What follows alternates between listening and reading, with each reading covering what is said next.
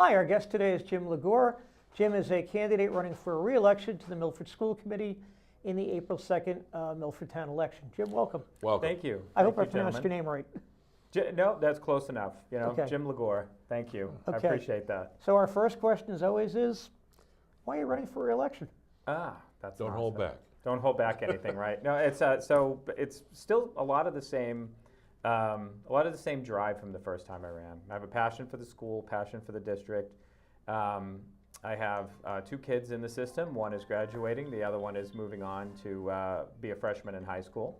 And I really feel over the last 3 years, I've had the opportunity to get involved in a lot of strategic initiatives, some tactical initiatives. Yeah, no problem. Yeah, I mean, I'll never be able to repeat that again. well, it's okay. It wasn't that good anyway. All right, just give me a count. 5, 4, 3, 2. Hi, our guest today is Jim Ligor. Jim is a candidate for re-election to the Milford School Committee in the April 2nd Milford Annual Town Election. Welcome, Jim. Welcome. Hi, gentlemen. How are you? Thank you for having me back. Good. So the typical question we ask any candidate is, in your case, is why are you running for re-election? And don't hold back. I won't hold back, I promise. Again, I'm grateful to be back, and I'd have to say that the last time I came on the show, my motivations are very similar. I'm very passionate about the district. I have a lot of investment in the district. I have 2 children still in the district, but over my last 3 years, I've had the opportunity to do a lot of strategic and tactical things that have brought me closer to the way the district operates, the value that the district brings to the community, and I feel like I've made an impact in a few areas, not only from a school committee perspective, a subcommittee perspective, and then also in some direct engagements in being able to liaison between my organization that I work for, Dell EMC, and Milford High. So I've got to see the district in motion in a number of different aspects, and I'm excited about another 3 years in order to help move those initiatives forward. What initiative would be your first choice? What would you Well, think? so we've focused a lot on data. Josh Otlin, the principal, you could tell I just came from work. The principal of the high school is very data driven, and I really have come to love that aspect of what he brings to the table. And looking at some of the data points that we have, a lot of our kids that are on college tracks that are going to universities, we have a high portion of them that major in business. So one of the goals that I was looking for over the next 3 years is try to help initiate, grow, and develop a business initiative and program similar to an academy, which might model, in a sense, an MBA type of format. Trying to move in the direction of allowing kids to have some level of exposure to base or course classes, such as business management, marketing, So that when they get to go to college, it's not a foreign language. Right. They have some familiarity. They have some familiarity. Now, we do have early college roadmap, so kids can take college courses through the high school, which helps offset the cost of college in the first couple of years. Also helps whittle down, what their course load is going to look like. However, this takes it in a little bit of a different direction. It's a little more of an ancillary curriculum, focuses more on kids that know, by junior year or maybe even sophomore year, what their college or collegiate goals are going to look like, and they would have the opportunity to get more exposure or more enrichment from an expanded business curriculum. So it's more career-oriented kind of. Yeah, so this semester, Alex Dion runs the business program for the high school, and I had the opportunity to work with, there were five area organizations. Dell EMC was one, Consigli, Caterpillar, Milford Federal, and Waters made up the whole ensemble. And the project was to have 2 teams of 5 and they were supposed to develop or conceptualize a product and a go-to-market strategy or a business plan around it. So I got to work in depth with the 5 kids who, there were 2 teams. They toggled between the 5 area companies, but I got to spend 2 to 3 hours with them at a time over a 6 to 8 week period. And we covered everything from product development and conception all the way to marketing, launch logistics, distribution, supply chain, outsourcing, contracts, et cetera. So it was a very comprehensive view, and it was very one-to-one. And we even worked on presentation skills at the end. So I was able to work with the 5 kids or the 10 kids rather, in order to kind of fine-tune public speaking, how to address a room, your cadence, your pausing, et cetera. So I tried to impart a number of skills that you could take with you, whether you were going in a collegiate direction or not.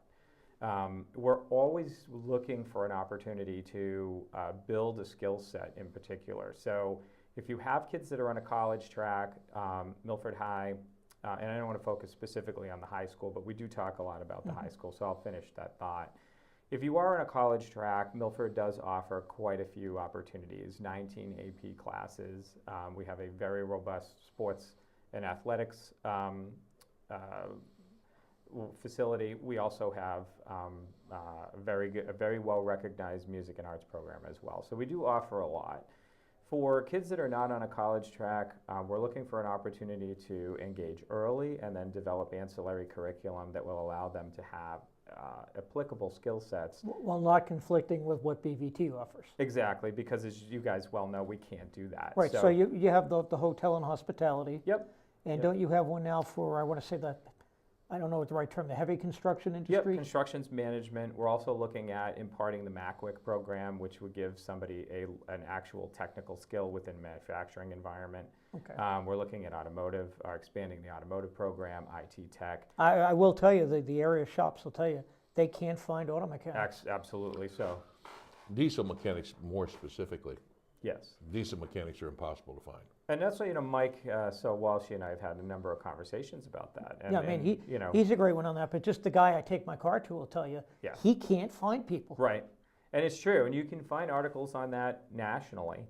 So much so where Ford has actually donated money, towards institutions to help recruit, people to come in, for those roles. Now, do these course offerings help? Let me back to where I'm going. At a recent finance committee meeting, Dr. McIntyre talked about the fact, the superintendent talked about the fact that the Milford school system now has a little bit more than 50% of what you would call, High needs. I was going to say high needs, try to characterize high needs. They have some needs to Yep. progress. Yes. Are these programs aimed more at helping them versus the college bound? Yes and no. I mean, it's kind of a multi-front war. I mean, so yes. So the idea is to develop some curriculum around driving support for kids that are not going to that are not on a college track. Right. When you look at some of the numbers from last year that we talked about, BVT sent 16% of its graduates to the workforce, and they went to the workforce with an applicable skill set in a specific And the rest went to concentration. college. And the rest went to college. BVT has evolved, by the way, from its original founding in the 60s. To me, it was a trade school. It is now a college prep school. It is. Yeah. I mean, I feel the same way. It does offer, and don't get me wrong, BVT is a No, is a great I had a son who went institution. there, so Yep. I'm basing it on his experience there. Yes, but it's a very different experience than what you and I Yeah. remember growing up in the area. And unfortunately, we do get into positions where Milford has kids that could definitely benefit from a vocation, but don't meet the entrance requirements. So Over the years, over the past 3 years, they've modified to some extent those interests. they have, yeah. Yep. Because I'm chairman of the advisory council of multimedia at Blackstone Valley. But, So the interesting part about it is that what you say is absolutely the case. Ed reform moved all that stuff from the schools over and split it into vocational schools and to academic schools. but let's go back to the comment about 50% have needs. People take that, would you say high needs? Is Well, the term? we call them, it's a high needs criteria. Could you define that? Because when I mention that term to people, or people say to me, what do you think that means? What they're thinking it means, the general public, is either special ed or ELL. Yep. Is So that there what it are- is, or is it more than that? Yeah, we talk about the high needs category, and it does represent a number of those characteristics. So it is ELL, it is SPED, but it's also social emotional, and it's also economically disadvantaged. Right, I think people need to understand that, because Yep. what I'm hearing back from people is more than half the school system is people that don't speak English. Yeah, and That's the not- comment not- parroted that's back not- to me. Yeah. Well, it's a hot, it's a hot button in topic. Milford. Yeah, yeah. And I think you're defining it then for people. So it's the traditional special ed, Yep. it is the English language learner, but you also said now it's economic and social emotional. Yes. And let's face it today, there's a lot more in general in most school system, social and emotional issues being brought Absolutely. to the school system every day. Yes, and you're going to see a large focus. Lisa Kincaid is the SEL director. We do have a social Right. worker. We've advocated for a second social worker for the district. Yeah, we definitely have a changing demographic in terms of needs assessment. So we're making And I don't think Milford's alone with that, by the way. No, they're not. No, They're not. no, Milford's but not. I think every school system, especially at the high school level, is seeing more and more of that today. yes, social emotional is probably, I think, in the Yeah. forefront of a lot of these discussions. Social media plays a role in that, and just I think the way the society has kind of evolved over the last 10 or 15 years. So I it would is agree. significant. It's made its way into the classroom, and we do, I say, provide resources around that to help kids go through adjustment periods. And it's not just at the high school; it's at the middle school.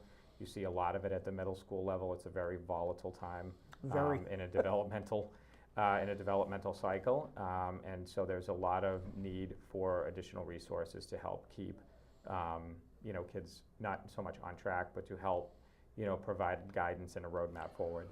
Coping skills. Yes. Coping skills. Yeah. I think a lot of it has to do with social media, with the way kids are brought up today versus, It's very different now. I'm in my mid-60s, and I have to tell you, I've got kids in their from mid-20s to almost 30, Mhm. and the way they were brought up is vastly different than when I was brought up, and the way people younger than them is vastly different. Yeah. There's not as much social interaction. Both parents tend to be out of the house, and the pressures from the social media and media at large are enormous. Yes. And that's substantial. And at the high school level, one I hear from my kids all the time is the enormous pressure by sophomore or junior year to know what they're going to do the rest of their lives, Yeah. when they're just trying to figure out at 16 who they are. Right. And that is critical. I Because think the that days society- of I go through Milford High and there's a job waiting for me at Draper's Yeah. or GM in Framingham are gone. Yeah. Well, I also think that when I was in high school, the choices were go to college or go to war. Yeah. Those are the two choices. Now kids have so many choices, Yeah. so many options, that it's much more difficult to pick one. And what's interesting, though, the outcome is there are places in the economy that can't find people to come and work in them Yeah. that we're not educating for, but I think you'd have to re-engineer the entire country school system to get there. Well, Yeah. I think at this point in time, and you're beginning to hear people say, college may not be the choice. Right. College isn't for everyone. It's College not, may right. not be the choice. You probably may have a better opportunity for employment to not choose going to Exactly. college. Which is our conversation we had before we started, which if I had to do my whole life over, I'd be a plumber. Right. And look, I mean, the trades are amazing. I know Remarkable. many friends of mine that are in a trade situation that own companies or work for companies and have an amazing. I mean, you do have bust times like the recession, but, time like right now economically, these guys can, they can't Right. find enough people. Well, over Exactly. the past 30 years, we've lost the ability to manufacture things, to Right. create things. Machinists we don't have enough machinists, enough people that can run machines. And that's the troubling spot. If you can't build it, why design it? So Well, I'll also counter that and say, but my feeling on that is we are manufacturing, but we're manufacturing things that are no longer tangible. Because I would argue that today's coders, data processors, who turn out things that you don't see. I mean, you're talking Dell MC, you may have an EMC disk drive that you can touch, but all the coding and design that went into that is nonetheless, in my mind, a different kind of manufacturing. But my oldest son reminds me when we have these arguments that there is a category in the economy called high-tech manufacturing. There is. Yeah. But I agree with Al that If you we've can write, lost it because it's gone to the low-cost countries. you can write It all the has, very code much you so. want to write, but if you can't put a I head agree. if you can't build the Winchester technology, if you can't build a 3-high drive, you know, I agree with you, Al, but I'm also, what I'm also going to say is they've all gone to the low-cost countries, and you working for an international company like Dell EMC, certainly know, even your own company, Waters, the other companies you mentioned, most of the component type things have been outsourced to low-cost countries, and they're not going to come back. Absolutely. So I think what you see is that, in the days when we grew up, you had OEMs, original equipment Yeah. manufacturers. I think that model has shifted now more towards ODM, so original design manufacturer, and I think a lot of your manufacturing that you're suggesting is more modular than vertically integrated. So, back when I grew up and you grew up and maybe your parents worked in a company like, I don't know, Drapers or other brick and mortar type organizations, it was really more vertically integrated manufacturing, and now that is just, Yeah, that's my dad gone. began his career with a master's degree in college, a World War II veteran. He began his career making Studebakers in South Bend, Indiana. Right. And so he did that's- say, by the way, he had a master's degree in economics. When he did eventually get a job in the insurance business, it took him 5 years to catch up to the salary he had making automobiles Right, there you go. in the 1950s. That's a heck of a difference. well, so- That is a huge it's changed. When I came back, I went to work for Xerox or Diablo Systems or whatever, building Yeah. disk Yeah. drives, Yeah. Model 20, Model 30 disk drives. At that point in time, components were built on the West Coast, and system integrators were on the East Coast. You had DEC, you had Digital, you had Data General, you had all the Prime, all the system integrators, and all the component guys were on the West Coast. And then that has all changed. It's all changed around. But as Jim said, now all the design still, or a good portion of the design is still in the U.S., but the manufacturing's overseas. Absolutely. Because it's cheaper. And you go through a lot of, and so what we were looking at is so when that job function changes, right? So Move kids in a direction that can fill that. Yes. So software, logical thinking, software. Learning Chinese.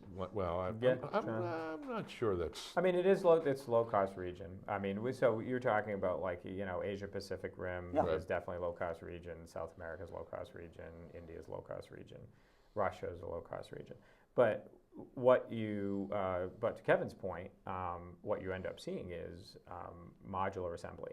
Yes. So the value proposition to the end market is design, test, and ship.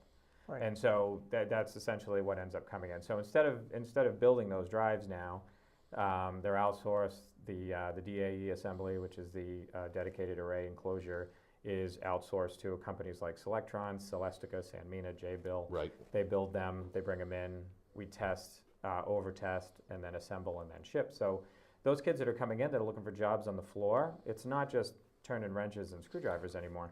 It's a sophisticated process. You have to learn, the process evaluation. There's Six Sigma principles involved. QA. Quality, yep, there's in-process quality involved. So it pays a higher wage, but it does beg the question, hey, this is a pretty good job, right? So like, What skills do I need to what get skills that? do you need to get that? And that's where education, not vocational education, comes in, but where education that the normal system provides is that thought processes that can move in that direction. Yeah, logical thinking, problem solving, Problem etc. solving. Mhm. So and so Yeah. to that point, even the ancillary curriculum we're talking about through MACWIC, which is a widely recognized technical acumen, where the student would come out with an actual certificate in manufacturing methodology. would give you a leg up. And it's usually offered to Voc schools, but a lot of Yeah. Voc schools don't even offer it anymore. Well, actually, Blackstone Valley now has evening classes where they're running MacWic. Oh, good. They have okay. like 50 students right now where they come in and they're going to they're graduating MacWic 1 and trying to move to MacWic 2. And I think the kids, at least the kids in high school, need to realize these are jobs that we're not talking about that are, minimum wage. No. These are the $40 and $50 and $60,000 a Yes. year and up jobs Yeah. as you progress in a career. Right. And we live in a high-cost state, but people need to realize that, a $50,000 a year job is nothing to sneer at today, No. coming out of the school system. Yeah. Well, what it's doing is you're giving the kid graduating from school now has an opportunity to start at a level where when he walks in the door and sits down in front of the employer, he brings a certain skill set to that table that a normal graduate wouldn't have. Exactly. And it And also that's it, the al- key. it also helps when you have a normal graduate, one with the certificate.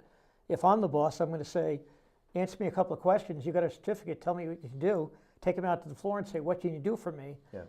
The kid with the certificate's probably going to get hired above the one without. Yeah, and that certificate program makes us unique in a public school setting because Yes. typically it's seen in a vocational school setting. Now let's flip closer. School choice has always been a hot issue. Oh, Yes. So you're offering that. BVT is offering, according to Al, but not a lot of school systems are. Right. Can you market that to other school systems to get people to choice in? Well, so, Kevin will tell you right at the moment we have a choice That's in. Dr. McIntyre and not me. Yeah, sorry, sorry, Kevin, if you're watching. Dr. McIntyre will tell you that we actually have a school choice in moratorium at the moment, if you Right. will. Because you can't handle it. Because we just, we've Space got issue. we've got some constraints there. But to your point, though, I mean, I don't know if I would actively market to outside districts, but I mean, certainly we would want to share what it is that we were doing in our district, as much as possible. But how are you marketing that within the school system itself? Well, so our marketing program, our marketing initiative, our marketing subcommittee does do a lot of outbound messaging and a lot of Does push it go to the messaging. parents or the students? It goes to the parents, the students, and the community in general. Okay. So we try to communicate as much as possible. I myself, personally, am not only on the marketing committee, but I also have what we call an administrator showcase, where we partner with Milford TV and also WMRC or MyFM, sorry, Ray, to bring administrators online on the radio to Yeah. talk about what's going on in certain schools, certain situations, what their roadmap looks like, what the vision looks like. And then we try to get as much information and content out to the public as we can. And certainly as we shape the additional curriculum and put the value proposition together, that is also something we will take out and communicate to the community as well. Wow, that's So at least time. in terms of choice, Wow. it's a reason for people not to leave the school system. Well, that's what we're trying to prevent that. Right. And so we're going to get people that leave no matter what. I mean, would I love everybody to stay in Milford? I truly would. I think people have different reasons for leaving. There's a lot of comments in the community as to why people leave. I have, I know a couple that left, I live in Mendon, my kids went to Mendon, Upton, and BVT. I have a good friend, though, when his daughters got to high school age, they left Mendon, Upton, and went to Hopedale because a lot of their friends were playing field hockey in Hopedale. And their friends said, why don't you come and choice to Hopedale and play with us? They'd played against each other, but whatever, and they had they choiced out, went to Hopedale. Yep. And a lot of them all went to the same college and are on that team, but that was an individual reason. I don't think there is one main reason people are leaving. No. I think it's dozens of reasons like that. Or I'm now working in this town and it's easier for me to just bring my son with me or daughter with me and drop them off while I'm working here. We do, yeah. Well, I mean, so everybody has individual reasons. I couldn't agree more. We do end up seeing a variety of reasons that do err on the side of a non-homogeneous school environment. So we feel that diversity in Milford is actually beneficial, and I'm actually happy that my kids get to go to school in a culturally diverse environment. Some people don't feel the same way about that. I grew up in a very diverse inner city, Newark, New Jersey high school so environment. I mean, I think it's a plus. Yes. I like it. I think it adds, it gives you a different perspective. It gives you more of a worldly view. And allows you to see, some cultures around you. It allows you to learn how to get along with people with totally different backgrounds. Yep. And I might add to that, it's not just culturally diverse, it's economically diverse. So you do understand, you do get to see the wage gap that occurs not only within this town, but it does reflect to you from a statewide and a national perspective as well. So it gives you an exposure to the real world. Yeah. It does, yeah. Okay. And I would rather have my kids understand that now than later. And you need to be able to identify that early on. You need to be able to make relationships. I will tell you, I have 3 nephews who grew up in a all private school world, Yeah. and then an all Ivy world. Yeah. Their view of the world is vastly different than my own kids. And it's very interesting after there's a family gathering, listening to my kids reacting to their view of the world. Yeah. Their view of the world is almost entitlement. And my kids' view of the world is you got to work hard to get ahead. Right. Things are diverse. You make your opportunities. And I know that's really putting it in a broad sense, but I'm happier my kids grew up in what I would call a more average school environment Yep. because of that. Well, so I would echo the same thing then.